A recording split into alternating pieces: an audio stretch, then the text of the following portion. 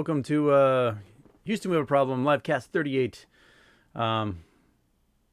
So let's chat. Not too much news. We're past close. I haven't checked in like an hour because I was busy showering and cutting my hair. And where are we at? Well, everything seems to be a little bit green today. Not too bad. Yeah. Well, I forgot to check if Wells Fargo is still dying. Wells Fargo. Yeah, Wells Fargo dropped, man, almost 6% today. They were down over 6.5% at one point today. And I was looking for news. There's no news. They just dropped off a cliff. Nothing came out that said, hey, screw Wells Fargo, get out of that. But they dropped off a cliff. And normally the bank stocks all kind of like follow each other. And the other bank stocks did their thing. Wells Fargo sort of disappeared. So, what we got here? We got I don't have much news. I've cut my hair, I shaved my face, I'm wearing my vacation shirt. I'm ready to head to Hawaii tomorrow, and hopefully the next time you see me on video, there'll be like a palm tree or something that you can have in the background. Okay. Let's see. What do we got? 750 Nut says Trim Bath posted a question on Reddit asking about delisted companies still being traded. Sounds like a method of simply printing money. That's true. I am curious. A lot of people asking me questions about what happens if there's like millions or billions of synthetic shares that belong to that are being traded of Sears, and Sears gets the trade button turned off. What does that entail for everybody? I honestly don't know. I don't know how that gets rectified, or if you get approached and someone says, "Hey, please give me your shares." I don't know. Oh goodness, there's a couple of super chats in here. Tammy Thompson says, "Houston, can you please go over your exit strategy again, please?" Sure, because I got dragged a lot in Reddit for this, but I'm sticking by it. Turn off. Nope, don't want that. I want that off. No, why? Okay, there we go. Calculator. Mwah.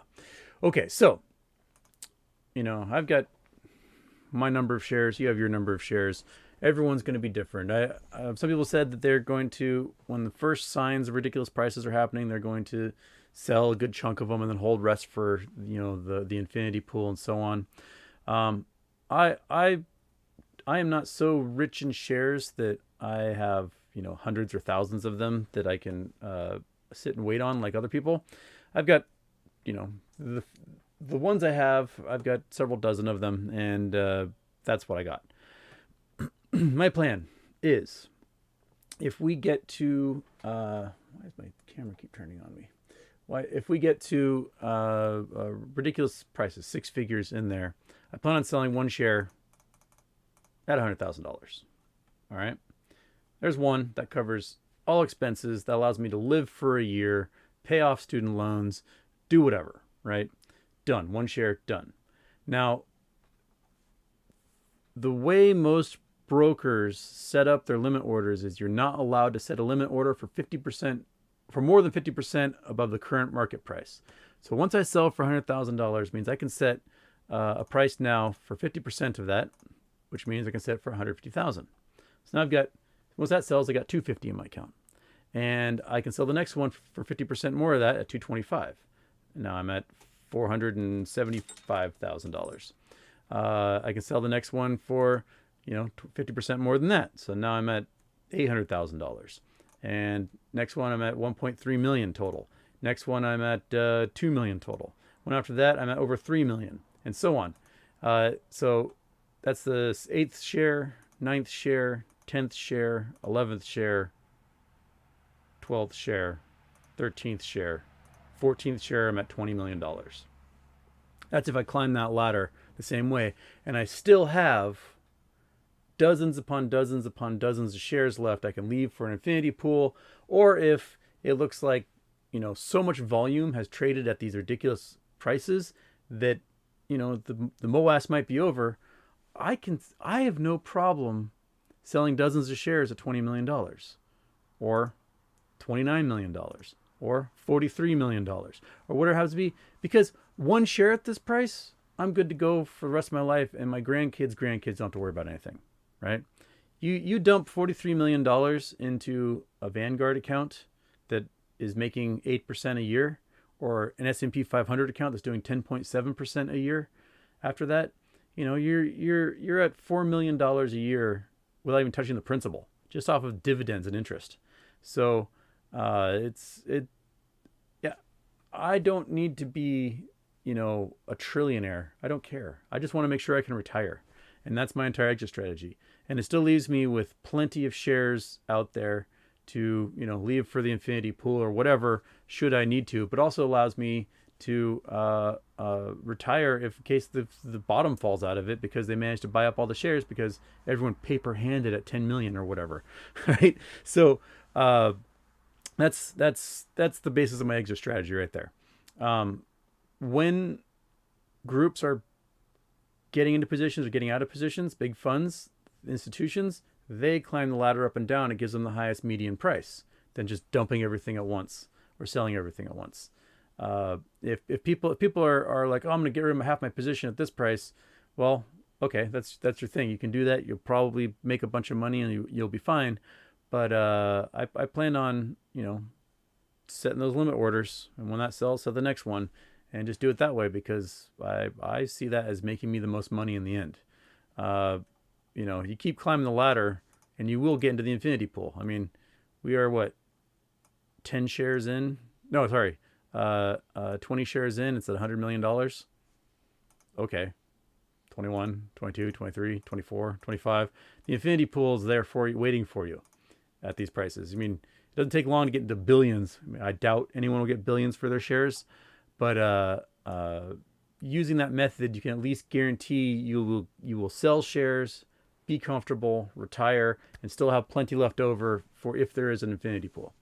So that's my method, Tammy. And this might get posted to Reddit again, and someone might say I'm a paper handing bitch, but whatever, dude. Retirement's retirement as far as I'm concerned.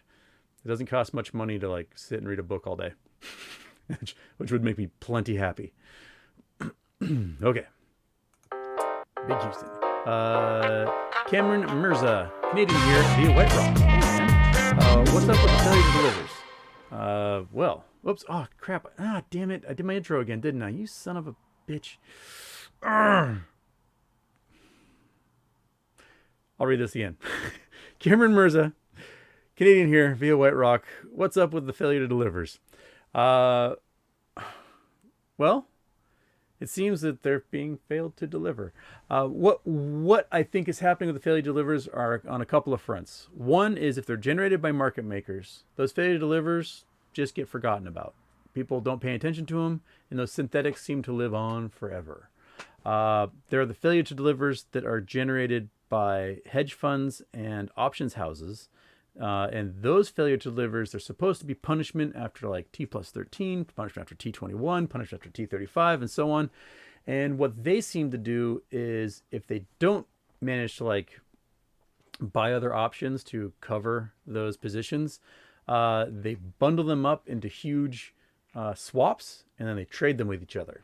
And when they trade them with each other, by taking those shares and giving them to somebody else and taking on whatever load that other hedge fund has, you reassign ownership, and reassigning ownership resets the failure to deliver clock. So they get another 35 days, or maybe it just resets and they never have to worry about it again at this point. And then there's the failure to delivers from the market makers that are in these equity swaps, where the market makers generate a whole bunch of fake shares, sell them, and they have the IOU inside of this equity swap that a hedge fund then leases. They pay a fee for access to the profits from that equity swap.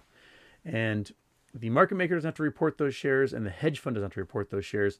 So this is a way for basically market makers and hedge funds to generate hundreds of millions and billions of shares via these equity swaps without ever having to report them to anyone ever. And we have a very strange system where this stuff is getting generated like crazy. And that seems to be the failure delivers. And White Rock's a cool place. If anyone have a chance to go up to White Rock, They filmed the TV show Psych up there. They probably film other things up there, but yeah, White Rock's a cool little town, just over the border from Blaine, a little bit north up the coast. Cool place. Okay, somebody else sent one here. I missed it. Oh, Travis Wright. Sorry, I missed Travis Wright's.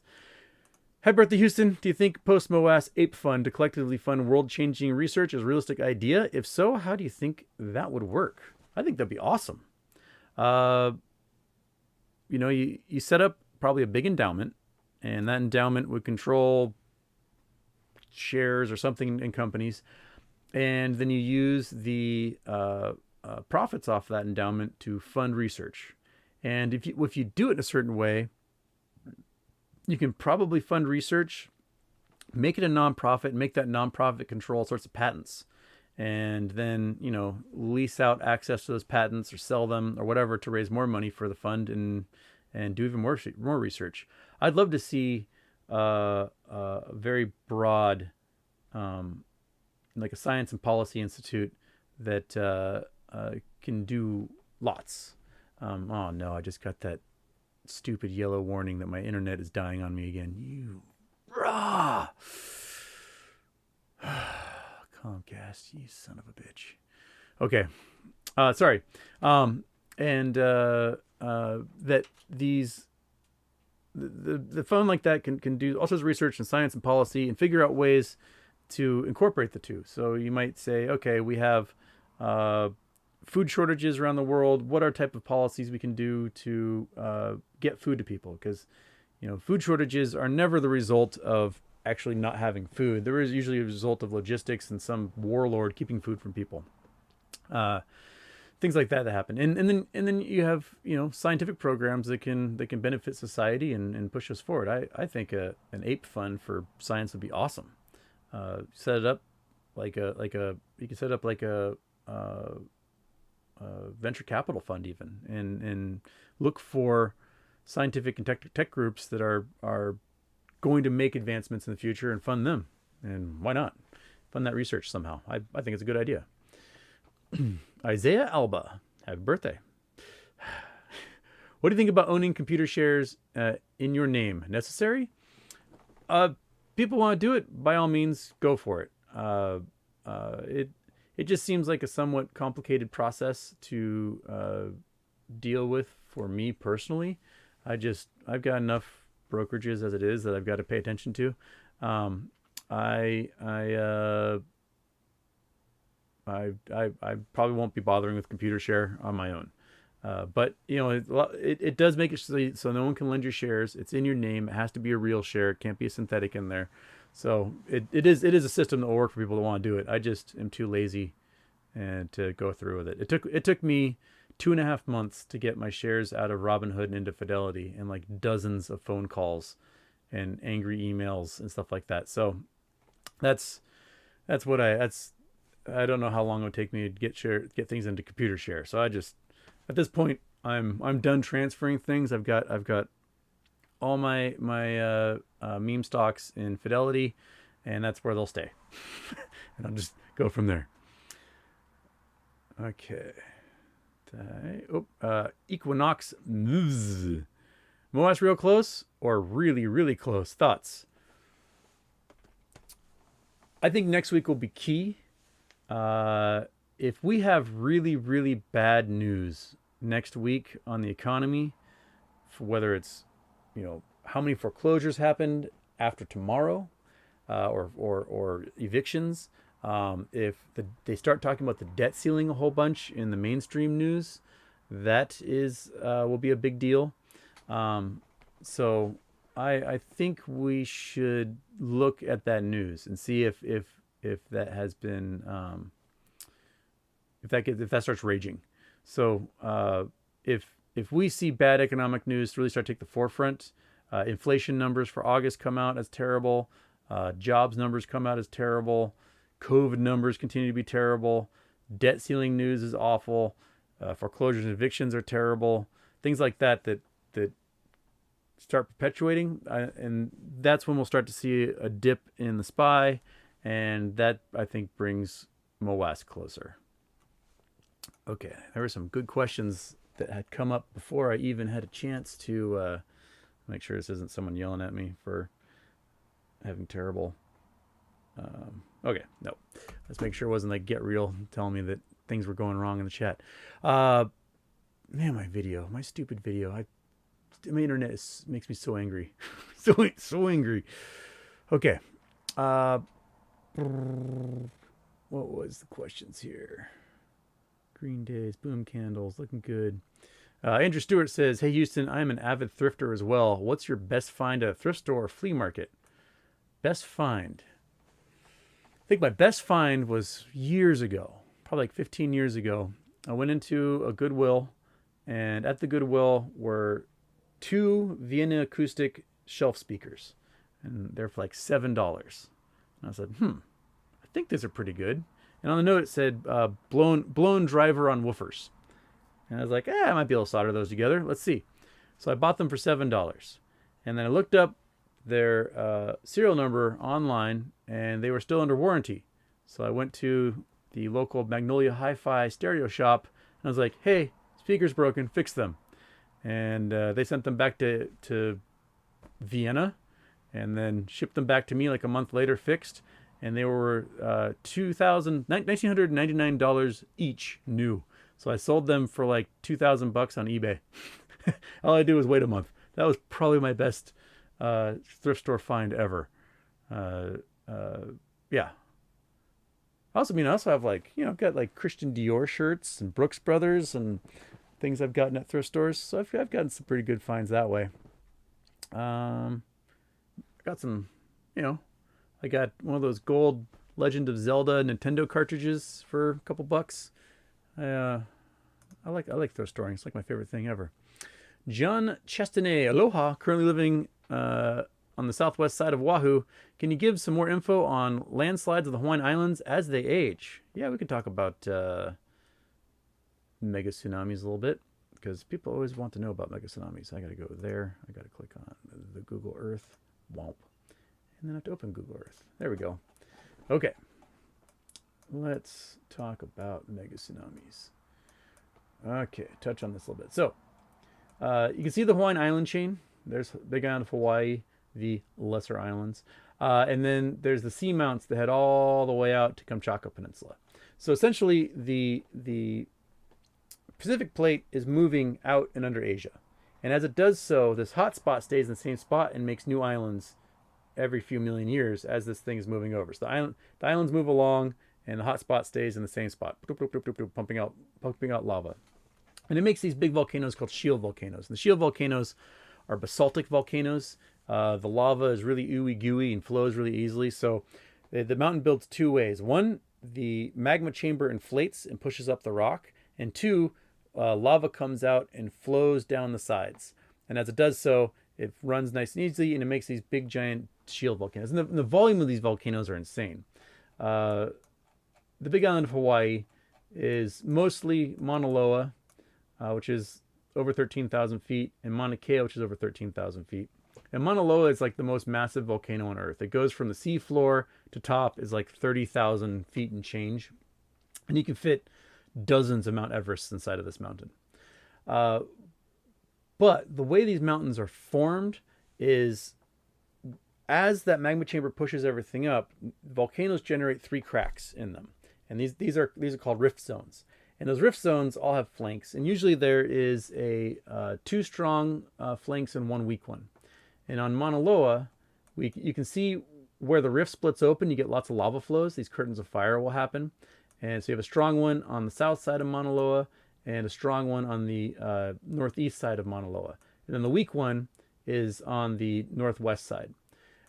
So the landslides generally happen on the side that has the two strong rift zones that split a lot. And so this side you'll have lots of chances of landslides. Although Kilauea popped up and might bolster this side of Mauna Loa. In the past, there have been very big landslides. For example, the Kohala Mountains here was actually an ancient volcano that was called Kohala, and half of it slid into the sea. And you can see debris from that slide out here.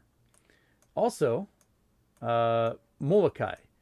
Molokai was one giant shield volcano at one time, and half of it slid into the ocean. And this is all the debris field going north from Molokai and extends for 500 miles. They found debris from Molokai 500 miles away under the ocean. It slid and just kept tumbling. It created this incredible slurry that just spread outwards like that. Boom. That's all landslide from Molokai. From, I think it was about 500,000 or a million years ago when this happened. And when this thing slid into the ocean, you can bet that there were tsunamis that hit the Alaskan Aleutian chain that were probably hundreds of feet high. These things were gnarly, just absolutely gigantic. Vice versa, go to the Indian Ocean, and we have La Reunion and Mauritius, these two cities here, these two islands here, and they have also had massive slides as volcanoes have split open from those rift zones. And there's evidence in the Indian Ocean of these weird chevrons that form on the coastal areas, like here in Madagascar. There's these weird, they call them chevrons, they're these weird formations that are the result of like supermassive tsunamis, and that might have been hundreds of feet high. So these little weird chevrons form in the land. So they'll form either from mega tsunamis from island volcanoes slipping and falling in the ocean, or from possibly meteorite impacts hitting the ocean and making giant tsunamis as well.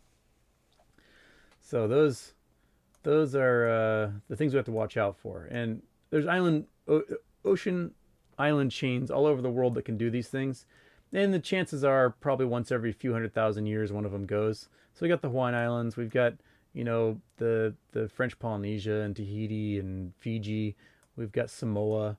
In the Atlantic Ocean, we have the Canary Islands, Cape Verde Islands, the Azores. There's probably all sorts of island chains down south that we don't even know the names of. They can do similar. So we got to watch out for those things, because they'll generate a tsunami that, like, if one of the Canary Islands slips and falls into the ocean, everyone on the East Coast is dead. You're not making it out of that.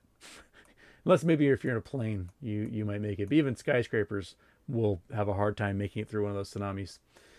Yeah, they're gnarly. Okay, where are we going? Let's go back to Big Houston here.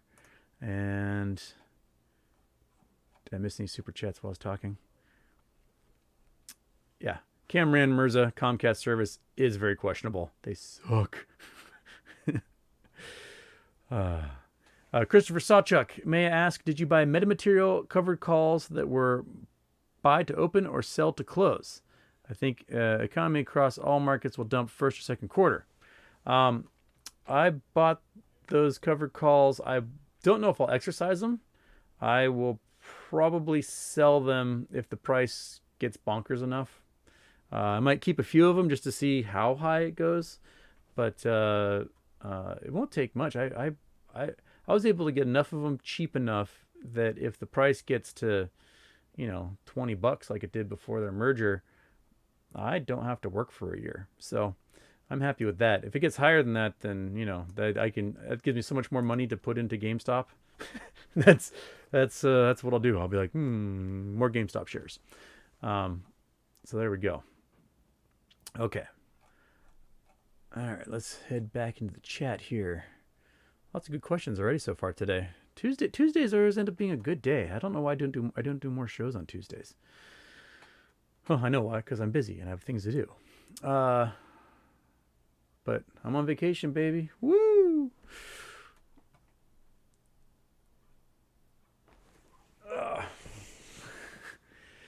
No, I will try not to have the intro go again. I forget. There's this little thing. You turn on the intro and it goes, and then it turns off, and you forget to unclick it. So if you switch screens, all of a sudden it goes again, and it just, it kills my soul every single time they do it. Okay.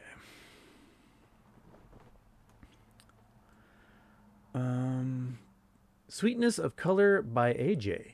During the top squeeze, did shares go for 500 million? What's the top squeeze? I'll have to look that up. Let's see here. Let's see if we can... all right, I got to go to scene. I got to turn off the Google Earth. Double click you. Go to... that the one I want? Yeah, that's what I want. Okay. Done. Open. Let's find out about tops squeeze. So, tops? What's tops? Tops markets? Tops? I guess you have to be more specific. I don't know what tops is. Tops short squeeze. Oh, there we go.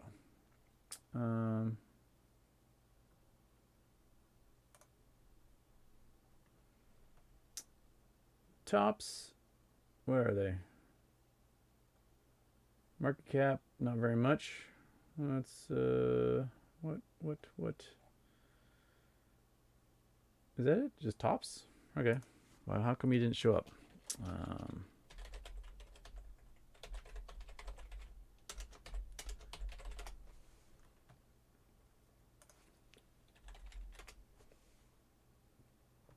Top Ships Incorporated. When was their squeeze? Can we do max? Well, we do have some share prices. They're absolutely bonkers. That looks like $3 billion for a share. No, it's $3 trillion for a share. What? Wait. Look how many zeros? Hundreds, thousands, millions, billions. So $3 trillion for a share? What is going on with this sucker? 2004. I don't understand. Did they do some sort of... They must have done some sort of crazy reverse split or something. And I doubt shares sold for $4 trillion. That doesn't seem logical to me. My guess is they probably did some sort of reverse split, took the entire company to like one share, and then made it impossible for anybody to actually cover or close or whatever happened. If anyone knows the story on this guy, I'd love to know. Yeah. I've never heard of the top short squeeze. So by all means, I would love to have $5 trillion a share. That'd be fantastic. But something tells me that isn't... There must be some sort of story behind all this. Because right now, well, shares are still at millions of dollars. Well, it's $1.25. Wait, oh, it's the market cap? What is the market cap? What am I looking at here? What am I looking at? Must be market cap. 400,000, 17. I don't know what's going on there. That's a weird... Someone who knows the story, by all means, post a link to it so I can read it and not to spend the show searching for that. I would love to know about the top squeeze. So, sweetness of color. If you have any articles on it, send it my way. Okay. Phil C. I'll sell my shares at 500K. Name my new boat the SS Paperhand. Andrew Stewart also asks in Super Chat, if the Yellowstone caldera starts to build a lot of pressure, could drilling rigs from Wyoming and Utah be scrambled to drill pressure relief wells? Feasible? Well, I mean, you think about it. When you relieve pressure, what's going to happen? You're going to make all sorts of mini volcanoes, probably. So you're going to drill down, and you're going to hit a pocket of magma, and the drill bit's going to melt, and then a whole bunch of magma is going to shoot out. So probably get a steam explosion. You might wipe some people out. So I don't know if doing a bunch of drilling will be able to relieve that pressure, or if it will be a catalyst for a volcanic eruption. There's a goofy story in Indonesia. There was a company that was drilling a well, and they drilled down and hit this super hot water pocket, and it was an artisanal fountain. So the water started shooting out, but it came up with this really hot mud, and it's created this mud volcano. It's gigantic. Let me see if I can find mud volcano drill rig Indonesia. Here we go. This is I gotta turn on the scene again. So this is about it. This mud volcano has like covered villages from some sort of drilling accident that happened in Java. And so this is 2015, so 9 years ago from then. So that would have been 2004, 2006. Yeah. So it's mud volcano's just been going and going and going and going. So so a drilling rig was probably there drilling before that mud volcano happened. So it might have come out of one of those drill holes. Yeah. So you might create new debacles for that. Definitely change the landscape of Yellowstone if that's the case. Cover Yellowstone, a whole bunch of mud. That'd be hilarious. I mean, it's might be feasible, but at the same time, I think it would be such a dangerous job. I wouldn't want to be the one responsible for drilling into like one of the largest magma chambers in the world. We may just have to go with super volcano eruption and living in the southern hemisphere for a decade. That might be, post MOAS. By all means, buy a southern hemisphere vacation home just in case Yellowstone erupts. And that way you can spend your time in Chile or New Zealand or Australia or something. Cape Town, I don't know.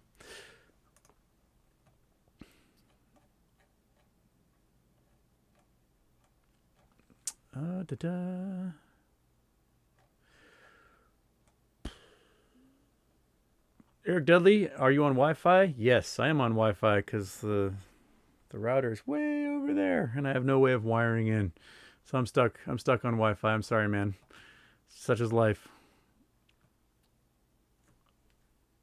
Okay. Build coin after MOAS, upgrade my internet connection. Affirmative. All right.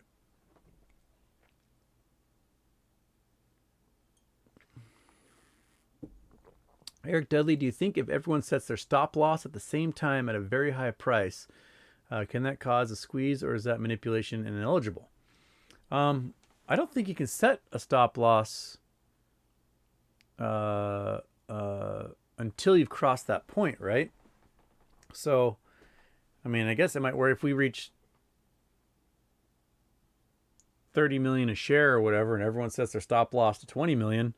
I guess that guarantees everybody $20 million for their shares, I'd reckon, if the buyers are out there. But I don't know. I'm just gonna do limit orders and just go from there. I've seen too many glitches happen when people set things wrong with the stop loss, and then all of a sudden their positions vanish, and they go, "Oh no, I didn't mean to sell." So, especially if the price does this a whole bunch with the MOAS, you might miss your peaks and end up selling accidentally with those stop losses. I don't know. I don't know. It can be also the subtitle for this show because there's a lot I don't know. If I don't know, I don't know it. Congo Rila Pig question: how the hell do you cut your own hair? My forced lockdown haircut ended up untidy Mohican. I've been cutting my own hair for since high school probably, so 20 plus years. I've done mohawks, I've done buzz cuts. I mean, the key is the back, and you have to be able to feel with your hands to see how even it is, and also have a separate mirror because sometimes I have a little calic right here. Sometimes I miss it, and right now, I think there's a little tuft right there that could have gotten better. I'll have to go back and augment that sucker. But the sides are fine. I start with a 3 and shave up the sides, and then I go to a 2 and a 1, and then I do a 4 and 5 around the top, and then I use scissors and I just cut the top of the hair, and so that's how you get the babelicious handsome man that I am with it. So it works out. Kyle Cooper. Oh, Kyle Cooper's got coordinates for me. Let's see where these coordinates take me. Am I going north, south, east, or west with these coordinates? I don't know. We may have to. We got 4 options here. I'm going to pretend it's north, and I'm going to say this is west and see where we go. If it's anything cool, well, we're going to Mexico. We're going to... That's nothing interesting. Okay, let's try east and see where that is. The other side of the world. Anything cool here? And that is, looks like some building. That is, what is that? That's one of those. Okay. I don't know if that was anything interesting. Let's try south and see where that takes us. Oh, I know I don't have my scene on. Dang it. Ah, Google Earth. There we go. And it's middle of the ocean, so that's nothing cool. I forgot to turn my stupid thing on again. Let's, oops, I did north already. South, we gotta do west. Where's that gonna take us? That's gonna take us to middle of the ocean. So I take it you wanted me to look at some building in South Asia? So it must have been north and east you want to look at. East, north, let's go there. Because this is the only thing that wasn't just like a barren piece of land. So we were at this thing. That's the coordinate. Some trees, the name of that thing, which I don't read Sanskrit, so I have no idea what that is. And where even are we? We are, oh, Chiang Mai. Okay. We're in Thailand. All right, so it's not Sanskrit. I can't even read Thai. So somewhere in Thailand. All right, glad we took that journey. Please send me more interesting coordinates than that. Okay. Bobby Norward. Hi, Professor. Any idea how high cost and BlackBerry can squeeze during the MOAS? Not a clue. Cost is in a really weird situation because there's very few shares. The float's only like 2.5 or 3 million. It squeezed from basically nothing to like $127 a share during the baby squeeze, and it popped back up to 40 back in June. I think it bottomed out around 16 or so, and now we're up to $18, $19. The one thing about cost, and I have 50 shares or whatever in cost. The one thing about costs is that the children who inherited like the majority of the shares of that company, they don't seem interested in the company at all. They just kind of, they get generic Chinese products, slap costs on it, and sell it at, Target and Kmart or whatever. But because their disinterest, I think, resulted in the stock getting shorted a whole bunch. And because of its incredibly high institutional ownership and its incredibly high insider ownership, there's not much the shorts can do now. They're just kind of stuck. Like, Cost could be probably not making anything at all, and the stock would still rocket because there's so many shares that were generated trying to bankrupt them. But it was a pretty poor move. BlackBerry is a much bigger company. They're more of a security firm than a tech firm than a phone company anymore. They have a lot more shares out there though, so I don't know if they'll squeeze in the same way as Cost would. Cost is just unique in that way because of how few shares are in existence. I mean, if everybody on Superstonk or Wall Street Bets went out and bought one share of Cost today, the price of Cost would go absolutely bonkers because there's 7-8 million people in Wall Street Bets, and there's only 2 million shares available of Cost in existence. So, everybody buying one share of Cost would just cause that thing to squeeze, no problem. Just because there's so few of them out there and there's so many of us. So that's why I hold Cost, just in case that happens. Yeah. AT, I can't buy Sears anywhere. Yeah, that's seems to be the norm right now. Is that no one can buy Sears? I think everyone's pretty much turned off trading. Apparently, you can call the broker desk at Schwab and have them buy it for you, but you can't do it through your apps. E-Trade apparently just turned off trading for Sears. I think if either have it or you don't at this point, and if you have it, you can't get rid of it. So you're just sitting and waiting. And here we shall sit and wait. Okay, Simon Marsh sent me some coordinates. Let's see what we got here. Oop, gotta turn on my thing. There we go. Where are we gonna go? Where are we gonna go? We're going to England. We are going to a briefcase. Oh, yeah, little dude's here. Little druid man, his wiener, and his club. Yeah.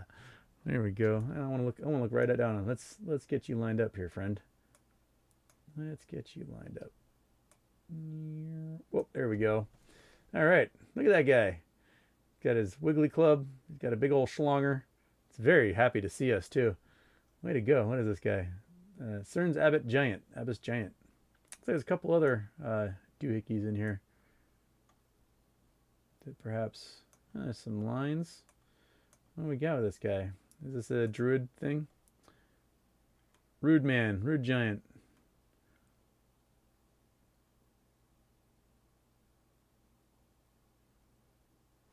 All right. So, looks like something ancient. Cool. There's. Oh, you can't see it. Let's go to the Wikipedia page. Maybe you can see it. Go to full article. There it is. All right. So they had a picture of the dude Schlonger up close. There it is. That's hilarious. I love it. That cracks me up. Okay.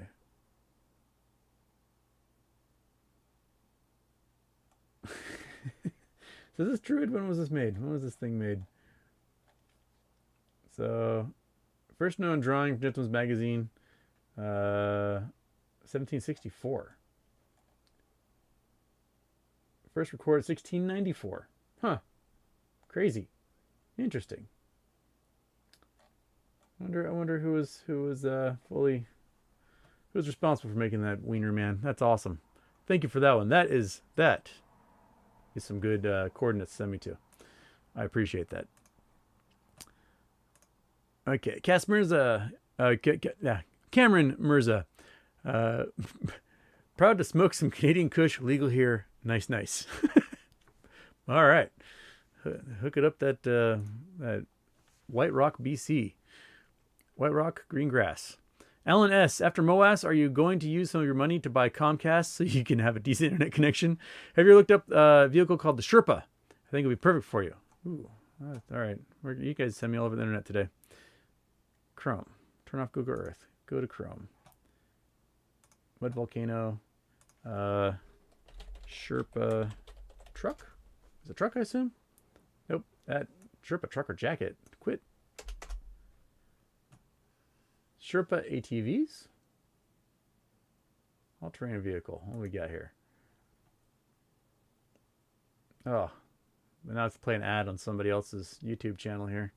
You're welcome, Sherp. Oh, come on. Show me what I'm looking at here. There we go. All right. Intro. Oh, these things. These are the ones built by the Russian, right? Like the crazy Russian guy that have like 60-inch wheels and can drive across water and stuff.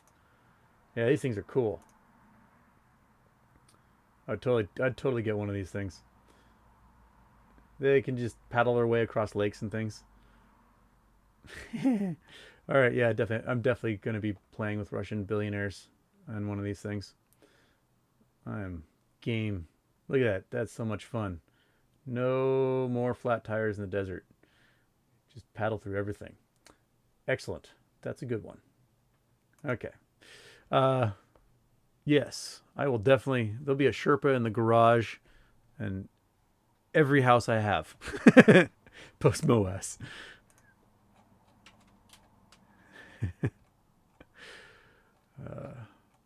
Oh goodness, there's you guys so much in the chat already. I'm so far behind. Hoshi Gaming, can you tell me some good waves on Oahu? I lived there for a season, but I'm moving back and wanted to know what a local thinks. Well, Oahu wasn't where I went to school. I went to school on the Big Island. I had some friends that were from Oahu, and we went to a couple places. All right, I'm gonna Google Earth it again. Oh, come on, Google Earth. There you go. So we got to get bye Wiener Man. Cern Abbas. Okay, we got to make ourselves north-south so my brain can orient. And the other side of the world, back to Hawaii. Back here. Okay, so Oahu, I mean, depending on which way the waves are coming from, the North Shore is the big stuff because in the wintertime, huge, gigantic post-tropical cyclones form up in like the Gulf of Alaska, way up here, and generate gigantic waves that come into the North Shore. So it's where Pipeline is, and you get some big waves out here. Makaha out here in the point makes some giant waves. I had friends that lived in Kailua and Lanikai, in the Mokulua Islands, also known as the Mokes, out here. Every once in a while, there'd be like a hurricane or something that would be out in the East Pacific, and they had some giant waves coming here as well. And then you can also get hurricanes and cyclones in the South Pacific that generate big waves that hit southern islands.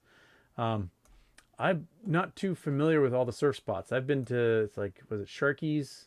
I've been to Pipeline, a couple spots here, but it's very local. Like, if you're going to surf these spots and you're not like a badass surfer or a local, just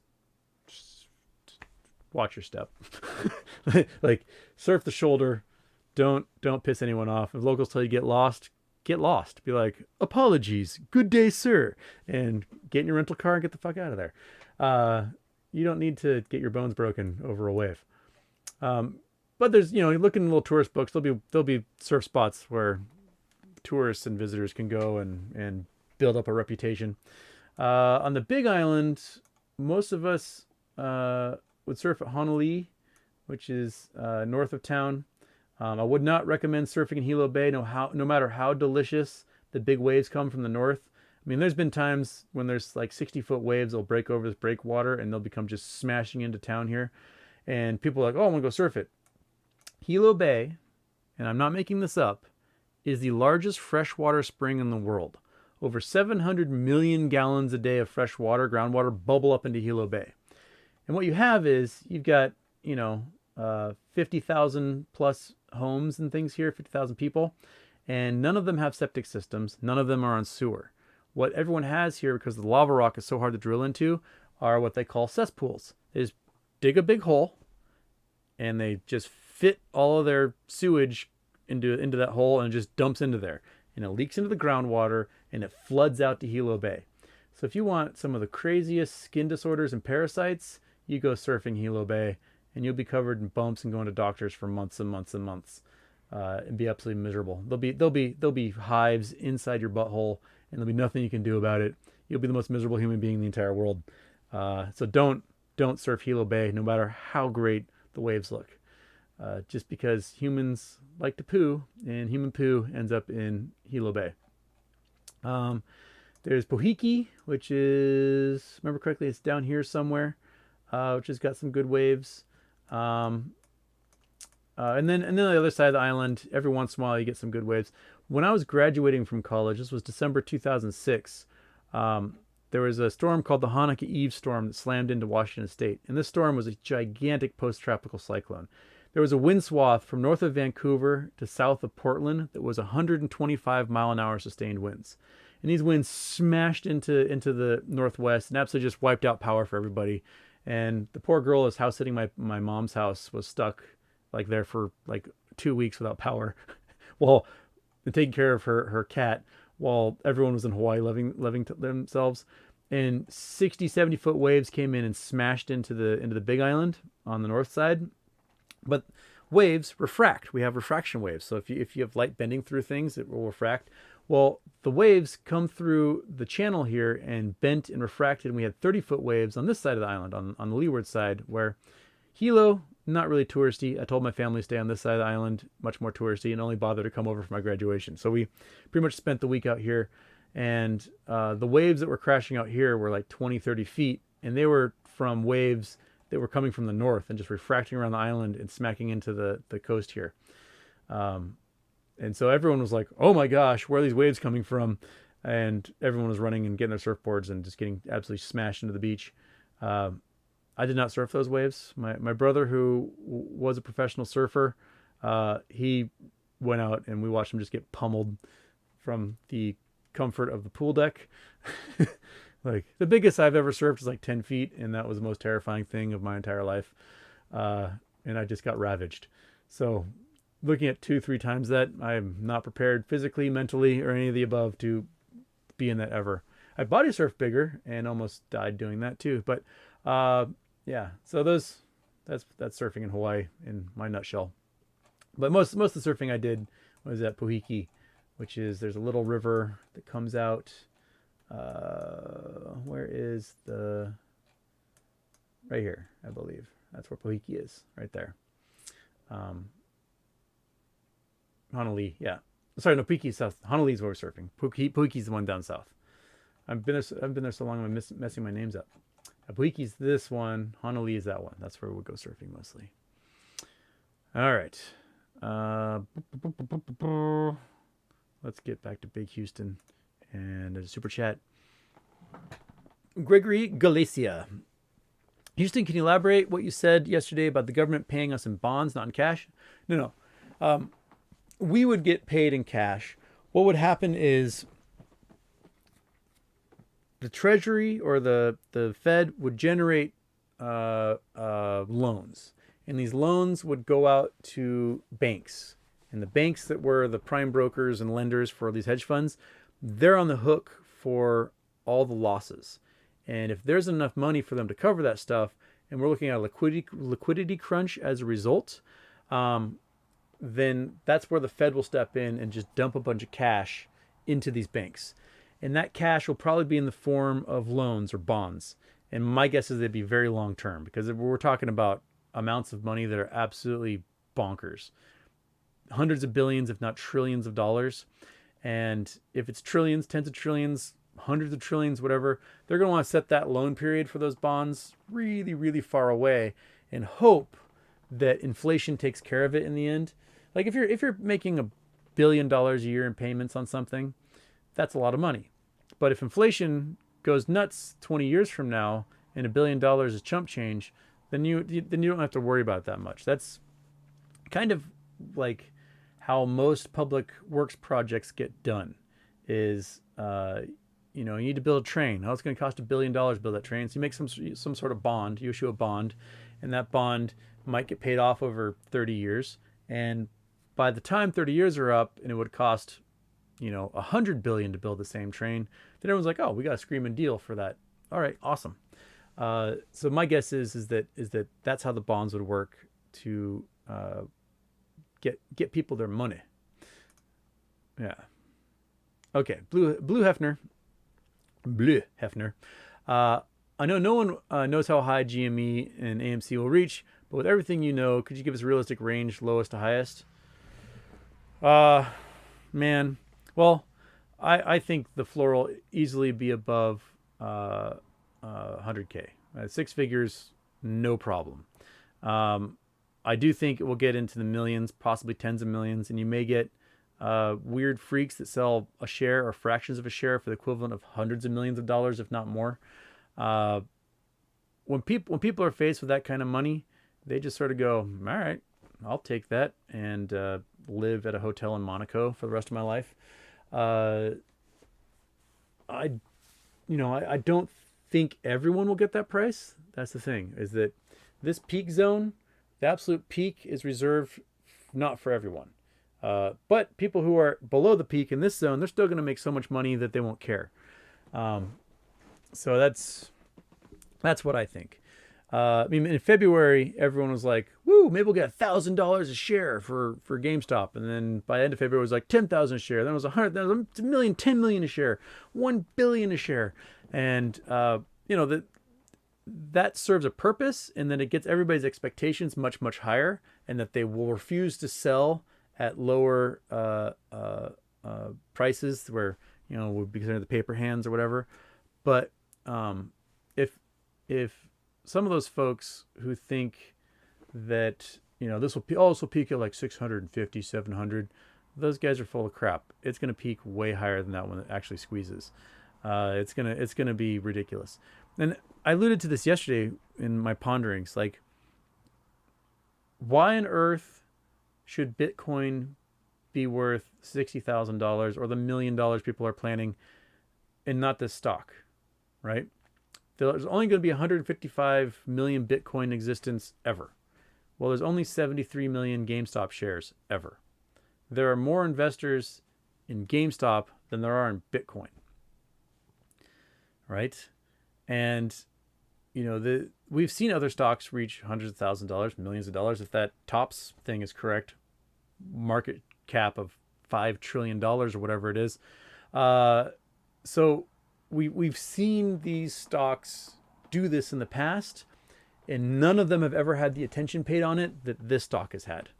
So GameStop is going to be absolutely ludicrous when it peaks, and all you need, is to be lucky with that one share when it peaks, and you're good to go.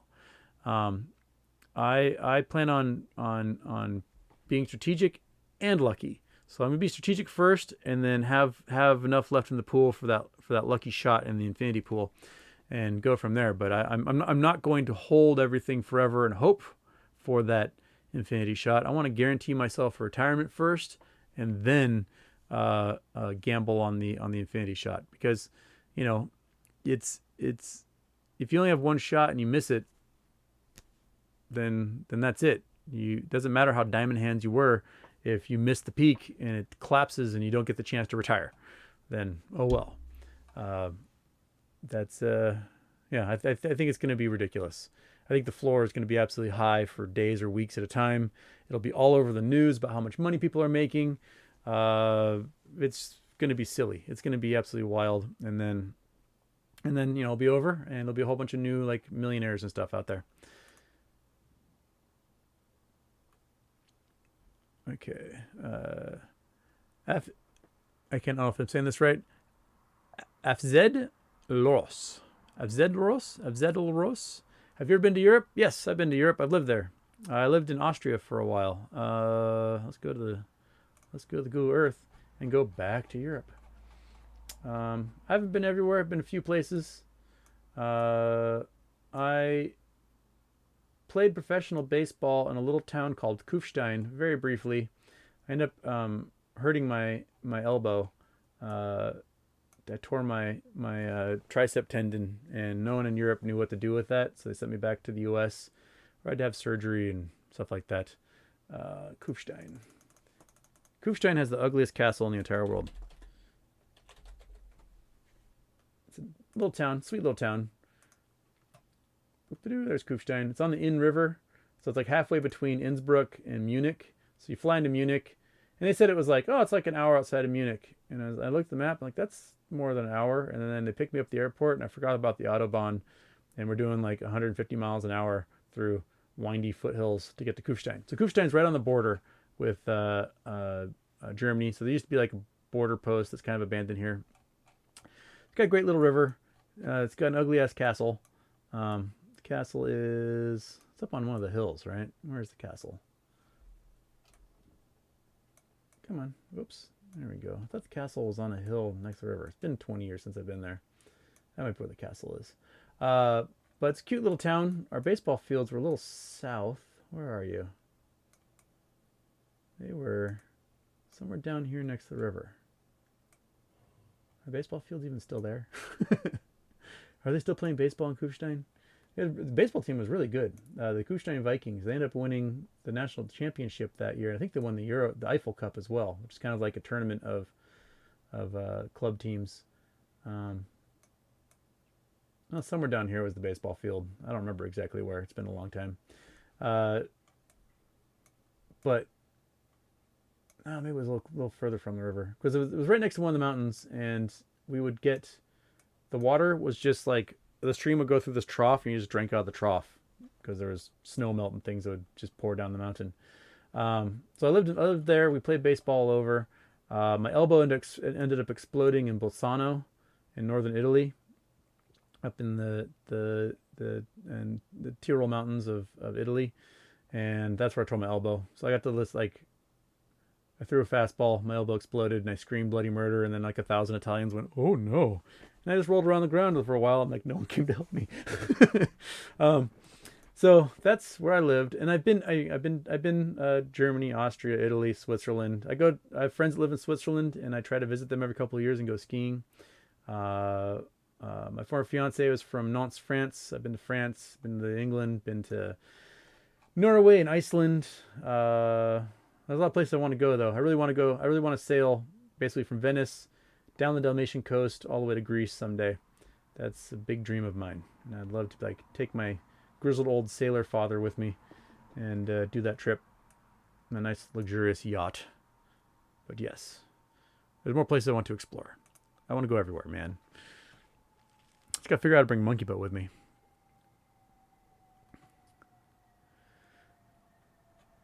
All right, what we got here? Looking for questions. Stephen Bevan, question: would I be able to sell my GME call options contracts during MOAS? I doubt it. I think when the price gets absolutely stupid, most of the people who would have to buy your contracts might be liquidated, and they might and the forced people liquidating them might not know they have to get your contracts back. It might be best to exercise them and then play with those shares during MOAS.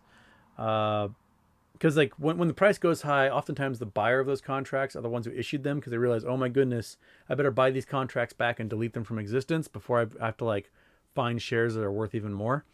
That might be more expensive. So the folks who issued those contracts might not be in existence to buy them back.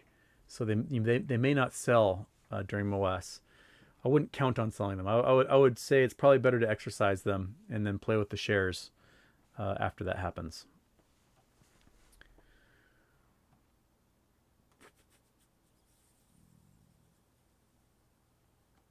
Modo 30. I don't know how to say this. Question: I saw 10,000 place for option put call. What's your thoughts on? I don't know which stock that would be. I don't know. I guess you were looking at level 2 on Webull. I don't know. I don't know which stock that is. I'd have to look that up and see what you're talking about. Oh, Michael Parsons has a coordinate for me. So let's look see. Control V and scene and go. How did this form? Oh, here. Well, we're going back here again. This is the Rashat structure. This is an ancient volcano. So this is basically a collapsed caldera, and everything else is eroded around it. So this is an old shield volcano that's eroded. Now, probably not shield volcano, probably stratovolcano, because a shield volcano would have the triple points. This is very similar to one that's in Big Bend, Texas. It's just that this one's a little more visible because of the surrounding sand dunes. That's what they call it, the Eye of Africa also. So this is a volcanic structure, and if we go to Texas here, we can find a similar one of similar size. Of course, I always end up looking at the wrong part of Texas to get. Where are you? Where are you? It's in Big Bend. Oh, there we are. There's one right there. Similar thing. It's an old collapsed caldera of volcanic structure, and they kind of make these little rings like that. And they can look like they can look very similar to impact craters. So ancient impact craters can have little ringlets in them, but this is the caldera just collapsed, and it probably collapsed in sections as the magma chamber drained, and that's how these things form. I'm sure there's others around the world that are pretty similar. What are you? Oh, you're a volcano of some kind. So my guess is, a million years from now, this sucker might look similar to that. That's an ancient volcano in Mako. Yeah. All right. Back to Big Houston. Back to scrolling the old chats here.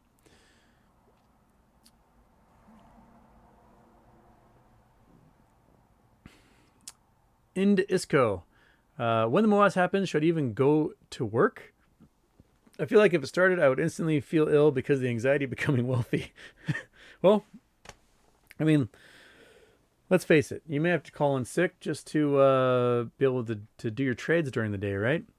And it will probably be worth it to you. I can imagine that there'll be a lot of people who, when they finally show up to work, will be shove it. I'm out of here. Uh, it's very. I mean, I wish I worked a really really shit job so I could have like a just a blowout quit.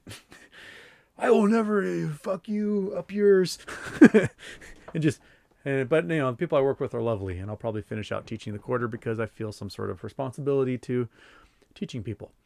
And I might keep teaching because I enjoy teaching. So I don't really teach for the money at all. They don't pay me enough to do that job. I see it as volunteer work at this point. Yeah.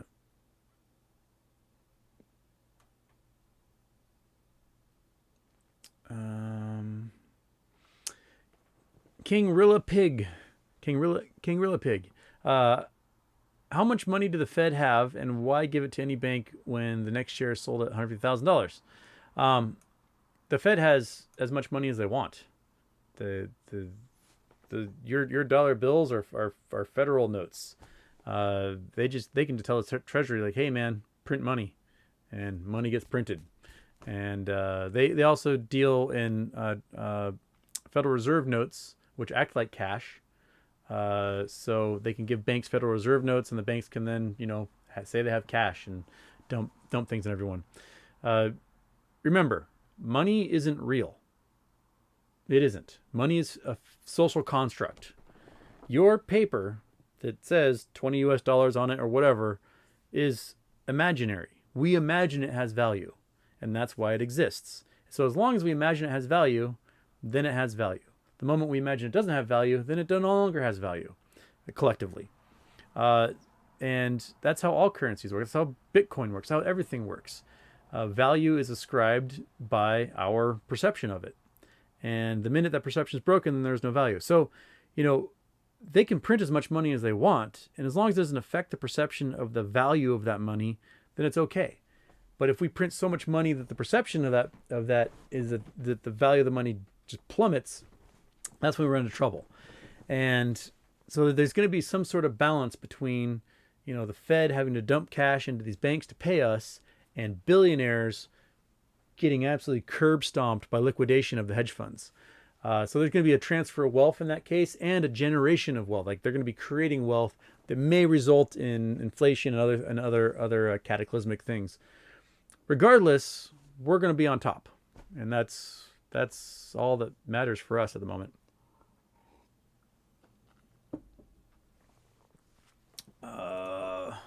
Fabian Garcia, Houston, what's your theory on DB Cooper?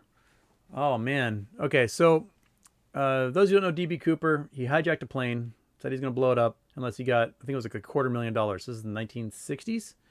And so the plane took off with him and his money, and he opened up the door and jumped out with a parachute and disappeared. No one ever found him.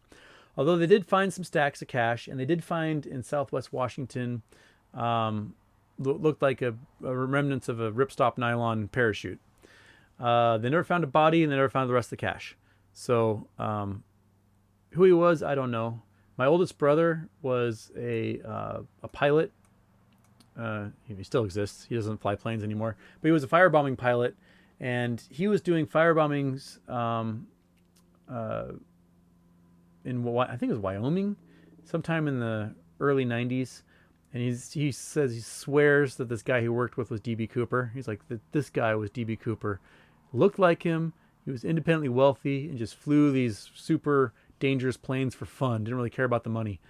And after a while, my brother, after firebombing, was like, this job is so stupid and dangerous. I'm not going to do it anymore. And the next fire season, the plane that he was a co-pilot on, the wings fell off and crashed trying to fight fires in Arizona. And the entire crew was killed. So he was like, oh, good thing I realized that this was a dumb job, dangerous job, and quit. So yeah, that's much to know about DB Cooper. He might be out there somewhere, but my guess is, if he was in his 40s and the 60s, he's probably dead by now. Probably enjoyed his life, spent his fortune, and went from there.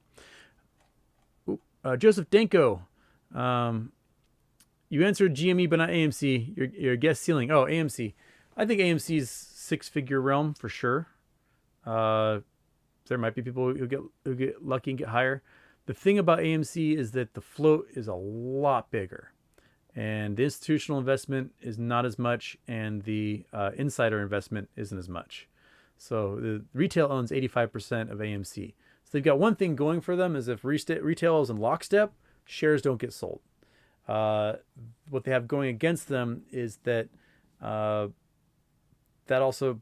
because of the lower entrance price for AMC for a lot of people, you might have more and more paper hands as a result, and then you got more shares circulating, replacing synthetics and so on.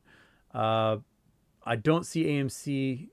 If you think about it numbers wise, like the float for AMC is 10 times that of GME. So I would assume that the peak for GME will be 10 times that of AMC. So if the peak for AMC is 100,000, then the peak for GME might be 1 million. If the peak for AMC is 1 million, then the peak for GME might be 10 million, and so on. That's one way to look at it. There might be an infinity pool for both, and I might be talking out my ass. They might just go so stupid high that they would bankrupt the entire world or something. Michael Z. I love your office hours. Question. Do you think the Fed will regulate MOAS by paying out with an annuity? Oh, that's a good question. Yeah. You can't say the Fed won't do some sort of settlement deal. There may be some sort of settlement. They may stop trading across the entire market, do some sort of forced settlement and be like, hey, take this or you get nothing. I don't know. That's a good question. I am thinking that the gov's just going to let it go. The government's just going to be like, let it do its thing. Everyone's going to learn their lesson, and we're going to swoop in with a whole bunch of new regulations because it's going to be we're going to be talking about this forever. That's what I'm leaning towards.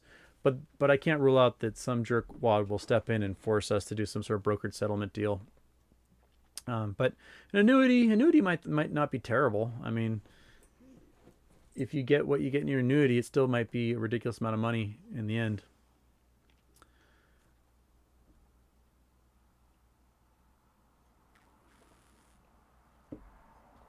Protege Son, have you ever read the book Debt, The First 5,000 Years?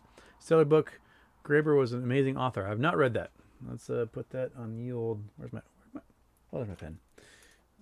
Debt, The First 5,000 Years.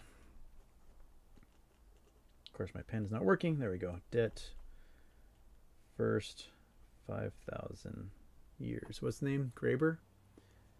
Graeber. All right, I'll check that one out. Noted. On the list. Beats by DeWood. Houston, if you had to design your own form of government, how would it look? Oh, man. I would probably have some sort of parliamentary style. Definitely it would be representative. I'd want multi-party participation, so either it would be guaranteed runoffs or it would be from proportional representation, so coalitions will have to be formed. I do like a separate executive branch, so not just having like a prime minister who's part of the legislative as a check and balance. I don't know. I just think that democratic participation is really important, but to get democratic participation, we have to make sure that people aren't suffering, because people that are just trying to survive don't have time to participate. They're surviving. So they're less likely to vote. They're less likely to be educated about that stuff. So I'm a big fan of making sure schools are awesome, making sure people make a living wage, and that they get health care.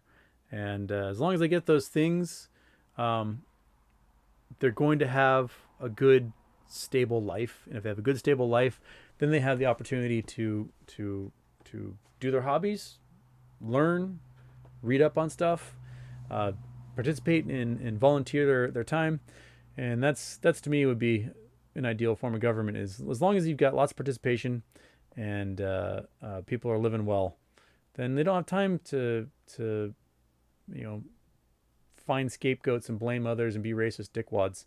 So that's I don't know. I have to think more about what my ideal form of government would be, because I certainly in America we don't have an ideal form of government. We've got what was best at the time for those who in power, and we've tried fixing it here and there along the way, but we still have a long way to go. Okay. Peter Smith, did you mention yesterday that institutional investors need to wait for their loaned out shares to be returned for them before they can sell during MOAS? If so, can you elaborate?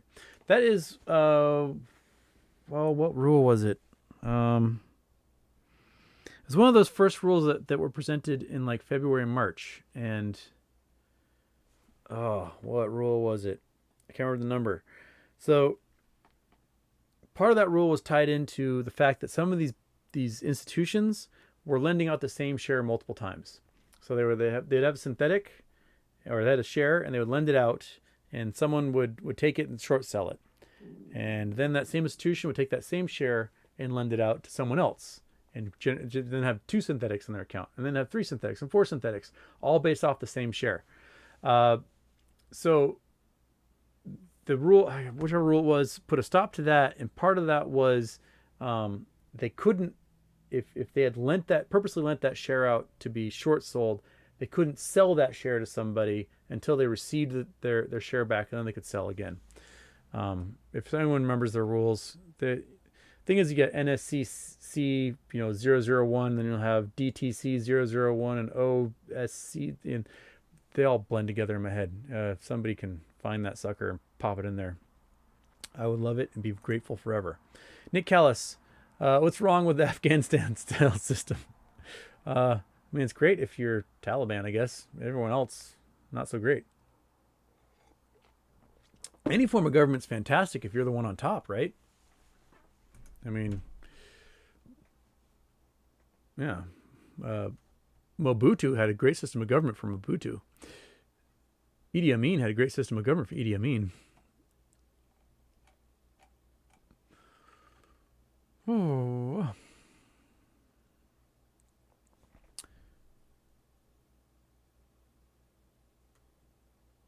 Og, these $1 million claims are ridiculous. The world economy will collapse if you get $1 million a share. Get real. The world economy is going to collapse regardless, man. It's going to collapse regardless if we get $1 million a share or not, because there's so many naked shares out there that when these hedge funds are liquidated, absolutely just liquidated out of existence, the amount of buying that's going to happen is going to be stupid. They're going to have to invent, numbers to handle it.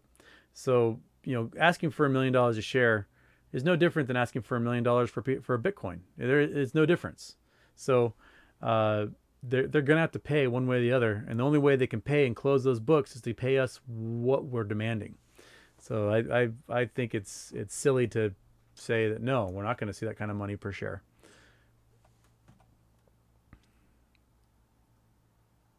Resident Flea, when you give your 2-week notice, make sure you get paid for it. I worked at a community college. When I was going to school, I was a network technician at this community college, back when computers didn't fail on me all the time. And there's this guy that I worked with, and everyone was like, oh, he's filthy rich. He's super rich. And we're like working a tech job where we're getting paid minimum wage as a student to plug computers into walls and stuff. And he invited us to his house for a Christmas party, and he lived in this giant mansion on the water with this huge yacht out front. And he had his, he's like, oh, put your jacket in this spare bedroom there. And I put my jacket, it's kind of a bedroom/office.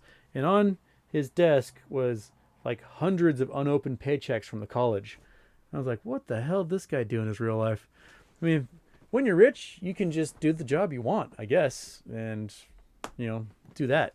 And if you like plugging computers into a wall, you can do that all day long. No problem. You have to pay me to do that job.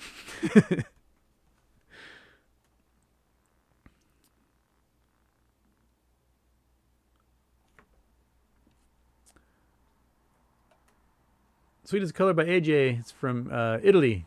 Crotone, probably Crotone. Displaced Italian stuck in California. There's some great places in Italy I want to go. I really want to go to is it Trieste? Trieste used to be a port for the Austro-Hungarian Empire.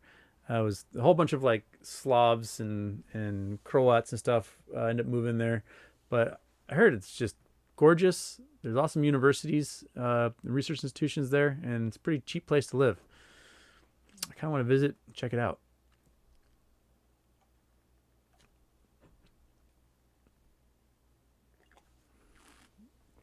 $320. I can't do a super long show, so I might maybe have like 20 more minutes in me. I have to go help my dad move some summer things into storage and whatnot, and then I gotta take Monkey Butt. Oh, little Monkey Butt. Gotta take her to my friend who's gonna watch her while I'm in Hawaii, and then pack for my trip and get the hell out of here. So I got things I gotta do. So I got like 20 minutes left.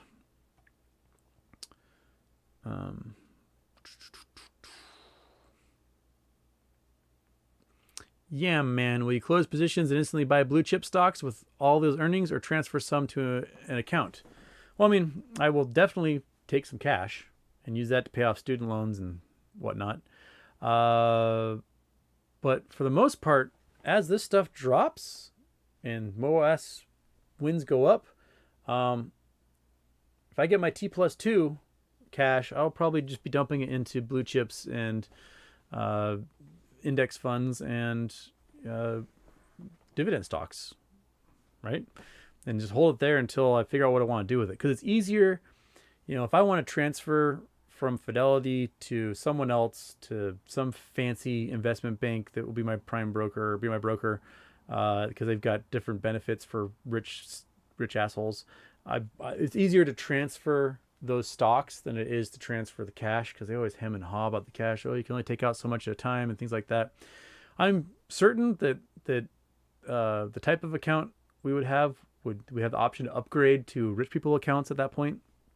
If you're in one of those big brokerages, get one of those like Merrill Lynch laser engraved signature cards that say like customer number 5 on them, stuff like that. But I'd rather just stick it in a bunch of shares and hold it and hold it there, and just, it's like, give myself a moment to just decompress, and then maybe wait until that stuff rockets right back up again. Because, whenever it takes a dip, it goes right back up and then keeps chugging.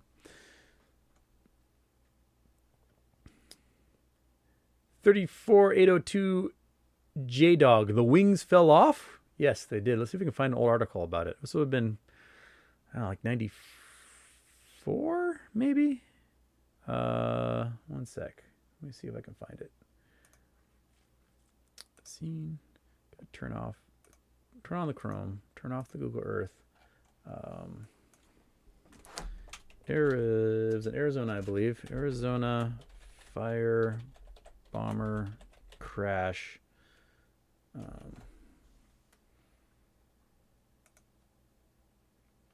It's 2000. Those are way too recent. This would have been like 1990. Let's try 5. Nope. I want to get 2021 out of there. Minus 2021. Whoops. 2021. Use Force air tanker scandal. Arizona air disasters. That will tell us. Okay. 82. 89. Oh, give it to me. 96. Bombers collide. Why can't you give it to me in chronological order here, bud? Okay. 79, 68, 74, 69, 69, 89, 56, 57, 84, 2000. No, but before that, sightseeing plane, nope. 92, private plane, 84, 96. Let's see, sorry, 66, 71, 96. I don't think it's a transport plane. It's definitely a fire bomber. Bomber tanker, not 59. Bomber crashes. Where are you? Bomber crash. There won't be fires in 66. Military something converted to civilian use, crashed, burnt off, takeoff, open field.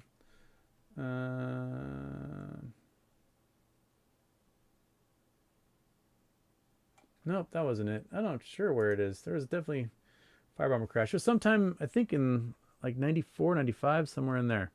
Maybe it wasn't Arizona. Maybe it was like Utah or New Mexico or something. Someplace in the Southwest. I don't know where it was, but somewhere in there, someone finds one. I'll look for it later. Maybe I can post it on Twitter or something. Yeah.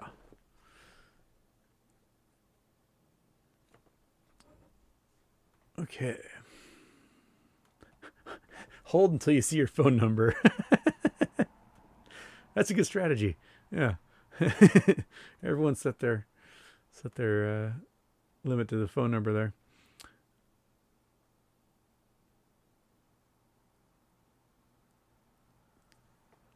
Peruvian Wani, I'm saying that right?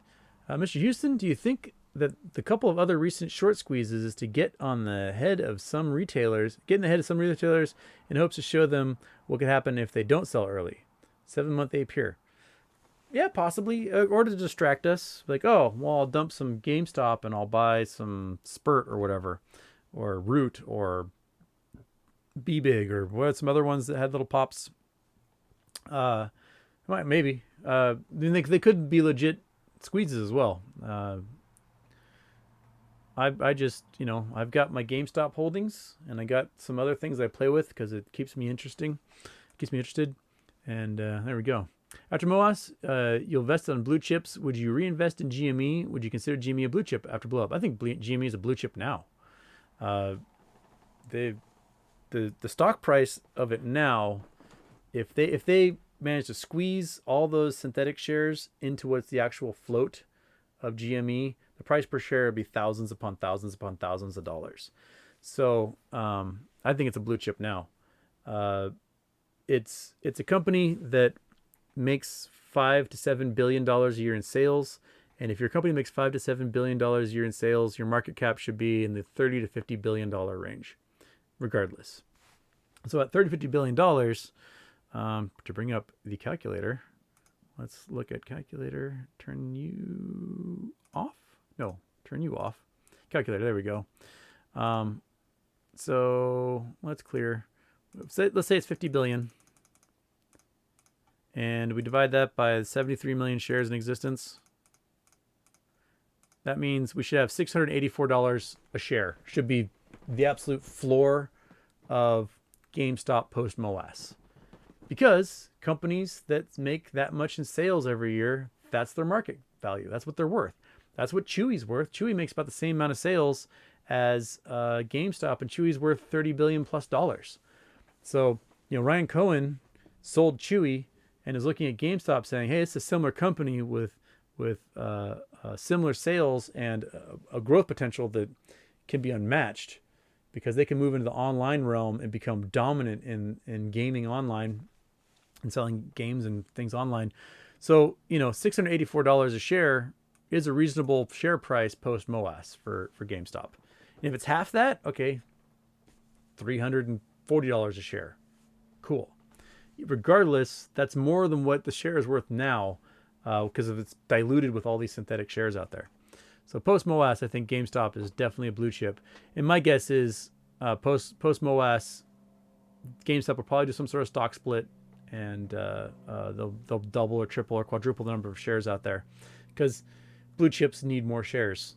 They just there's billions of shares for Apple and so on. So yeah.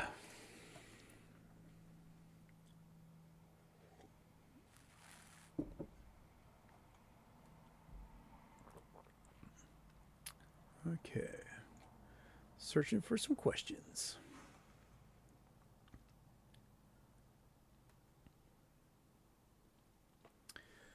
Yeah, Peruvian also says, we all know the squeeze will be volatile, but I think they might be trying to get some retailers to scare and try to shake them off early. That's true. The problem is that because they did all the shaking from February on, just like, oh, shake you loose, is that the paper handlers might be gone already. The people that were like, oh, $1,000 a share, sell, those folks are long gone because they got $350 a share and they're like, oh, I don't know if I'll ever reach this again. And they sold out. So I don't think that there's too many of those paper handlers left, and there's much more people that are going to hold out for extremely high prices. If they didn't shake them off so early, the peak would not be what I think it will be. but because they wasted their time dragging this out, the only ones left are the ones that want it all. Subhash the Boss. Did you get those shirts from Fiji? No. This one says Hawaii all over it. So this one definitely not from Fiji. No, I haven't been to Fiji yet. I have a buddy Sherson who's from Fiji, and I would love to have him take me there someday. His family runs buses for the gold mine on Fiji. So we go scene, Google Earth. Nope, turn on the Google. Turn it on. There we go. And we go Fiji. Oops. Search. Come back.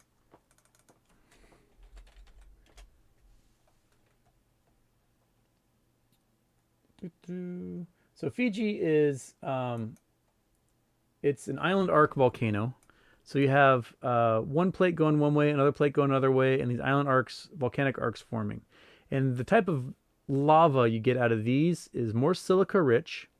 It's like recycled continental rock oftentimes. It's different than like a hotspot volcano, which is mostly basalt and not very silica rich.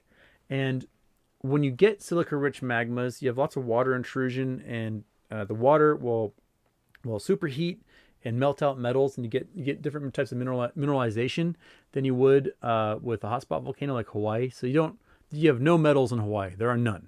So the ancient Hawaiian people, they were Stone Age people because there was no access to metals. But Fiji actually has gold mines, some pretty big gold mines in Fiji. And my friend Sherson's family, they're East Indian. They're from India, and they were brought to work mines and stuff back in the day on Fiji. And his family owns a bus company, and the bus company takes workers to and from the gold mines. Where are the gold mines here? Fiji gold mine. Oh, that's Fiji Way, California. But there's some decent sized mines here, and let's see if I can find some of them. I can't. I'm not seeing the mines straight up. They're somewhere in here. But there's some good gold mines in Fiji, and I don't think the Polynesians quite knew that the gold was there right off the bat. I think the gold discovery is fairly recent. I mean, if the Polynesians had access to metals the way that Europeans would have, the Polynesians would have taken over the world. Essentially, the Polynesian Empire went from Aotearoa, New Zealand, through the Central Pacific to Hawaii, all the way out to Rapa Nui, Easter Island, off of South America. And they even made it to the shores of South America. The problem is there was a bunch of people with swords there, and they just couldn't take it over. But if you try to, you can't even get their empire into one shot of the Earth.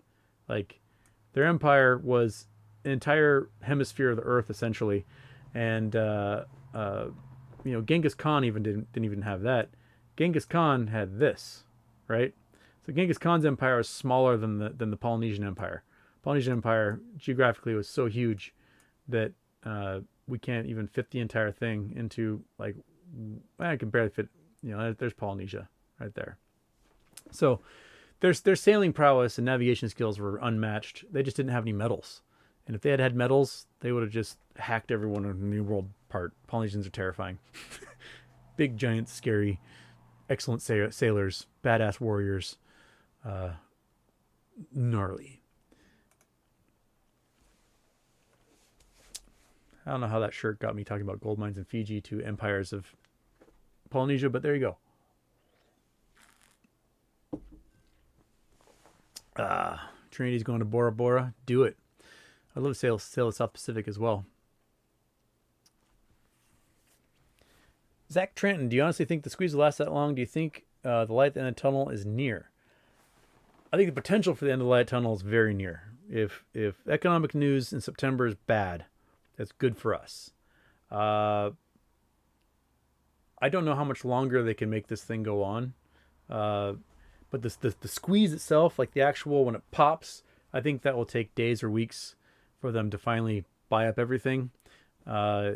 it's just so many shares they got to go through for so many different stocks. It's going to take them a long time to get through it all. And especially if everyone's like refusing to sell, like, no, I'm not going to sell that. And the price gets higher, it'll just take longer and longer and longer for them to sell that stuff. Protege's son, 3x plus 1. I don't know what you're asking there. Yes. X is a variable. What's your variable mean? Oh, I got a couple more minutes here, and then I got to go run and help my dad. What do we have? What do we have? Looking for this guy. Scroll up and down for some questions I've missed, perhaps.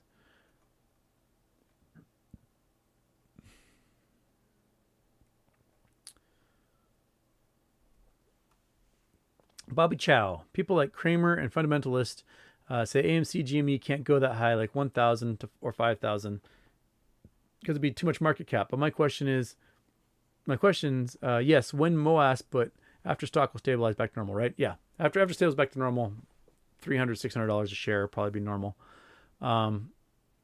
Kramer will say what Kramer says because he's paid by short hedge funds to say it. So he went from this won't squeeze to, yeah, we'll squeeze, but won't squeeze that high. And that's a big change for him. He's like, yeah, but you might as well sell at 1,000. There's no reason you should sell at 5 or 10 or 50 or 100. You're gonna miss out, and that'd be terrible. Well, Kramer is a short hedge fund dude. He doesn't like the idea of people making money off of him. He wants all those retail investors are suckers. That's how he made his money his entire life, was preying on retail investors as suckers. He makes money by shorting stocks and convincing you that stock is going to plummet. And he badmouths it, and he does everything he can to drive that price down because he sold up here and he wants it to go down to zero. Or his buddy sold up here and they cut him a check for $100,000 and say, hey, Kramer, badmouth the stock for me. And Kramer goes, you got it, man. And he badmouths it and gets everyone to sell until it goes out of existence. That's his entire role as a finance guru on TV. I mean, his picks, if you had invested in his picks so far this year, you'd be out like 50%. If you invested in the stocks that he badmouths, you're up like 700%. So he's not doing very well right now, batting average wise.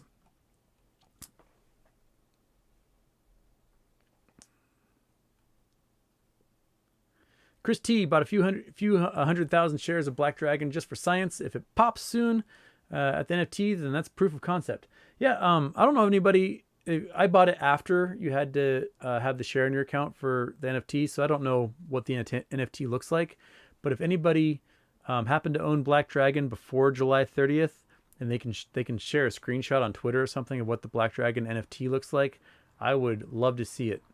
How is Black Dragon doing? I bought them in my Schwab account. One sec. Let me see. Schwaben. It takes so long to log in.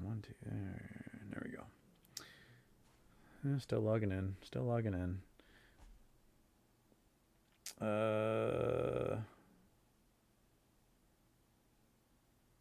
Black Dragon has had like no change whatsoever. None. And their NFT got issued yesterday, I think the 30th. It's yesterday. Today's 31st.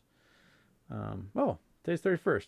It's my brother who avoided crashing in a firebomber's birthday today. I should wish him happy birthday. Just realized the date. Duh, because I'm flying out tomorrow.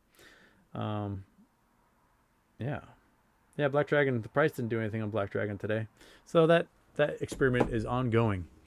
Still, exactly what I paid for it is what it's worth. D Gates, if it were the movie Twins, AMC would be DeVito. That's kind of funny.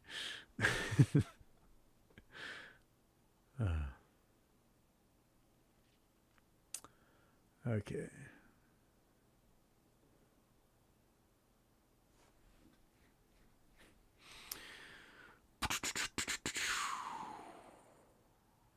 Let's see here. Looking for questions. Anna Rulnick? Hey, Houston, every time you answer all my questions, you pronounce my name a little bit better. So I'm going to keep asking questions till you nail it. Well, yeah, I don't know. Is it Anna or Anna? Is it Rulnick or Rolnick? I don't know. We'll find out. Oh, there you go. Subhash the boss. Been to the Vatakoala gold mine. That's the name of the gold mine. I couldn't remember the name of it, so I go back and put that into Google Earth and take us to it. That one in Fiji. So here we go. Going to Fiji. Going to the gold mine. Oh, it was a little north of where I was. Okay, there it is. So got a little strip mine going. I'm not sure. I think there's some underground there, but there's quite a bit of gold in Fiji. I always have these weird dreams where I'm back on the Big Island and I discover quartz veins that have gold. I'm like, what the hell? This shouldn't be here. And then I wake up. I'm like, you idiot! There are no quartz veins like that in Hawaii. But yeah, so there's one of the gold mines. There's a couple of them, I believe, and it's quite a large employer too, of Fijians. Yeah, so I'd love to go to Fiji with my friend Sherson and have him get me a tour of the mine. I love touring mines and seeing what they're doing.